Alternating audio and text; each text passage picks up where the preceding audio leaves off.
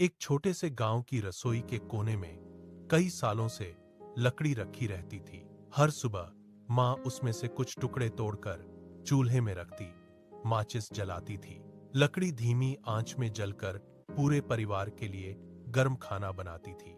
माँ हमेशा कहती थी, यह लकड़ी ही हमारा पक्का सहारा है।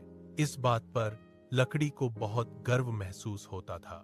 फिर एक दिन घर का मालिक शहर से नया गैस सिलेंडर लेकर आया। पूरा परिवार खुशी से झूम उठा।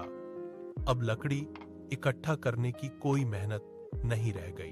खाना 10 मिनट में ही तैयार हो जाता था। पूरी रसोई हमेशा साफ सुथरी रहती थी। धीरे धीरे किसी का भी ध्यान कोने की लकड़ी की तरफ नहीं गया। वह कोने में ही पड़ी रही। कुछ ही दिनों में उस पर मोटी धूल जम गई। एक छोटी मकड़ी ने उसके किनारे जाल भी बुन लिया। लकड़ी रोज खुद से सोचती कि अब मेरी किसी को कोई जरूरत नहीं रही, मैं बेकार हो गई। वह दिन भर चुप और उदास रहती थी।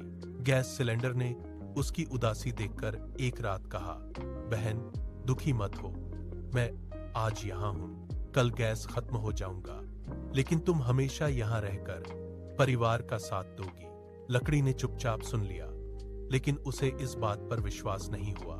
कुछ ही दिन बाद एक शाम बच्चे स्कूल से लौटे और बहुत भूखे थे। खाना बनाने का समय हुआ। माँ ने गैस का नल खोला, लेकिन कोई हवा बाहर नहीं निकली। गैस अचानक खत्म हो गई थी। रात के समय गैस एजेंसी नया सिलेंडर नहीं देती थी। पूरा परिवार परेशान हो गया। बच्चे भूख से चिल्ला रहे थे।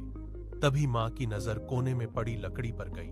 वह जल्दी से वहां गई, लकड़ी से धूल झाड़ी, टुकड़े तोड़कर चूल्हे में रखे, माचिस जला दी। कुछ ही देर में पूरे कमरे में गर्मी फैल गई और गर्म खाना तैयार हो गया। बच्चों ने खाना खाया और उनके चेहरे पर मुस्कान लौट आई।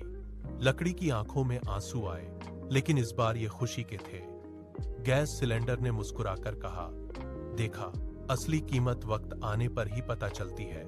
कभी भी खुद को बेकार मत समझो।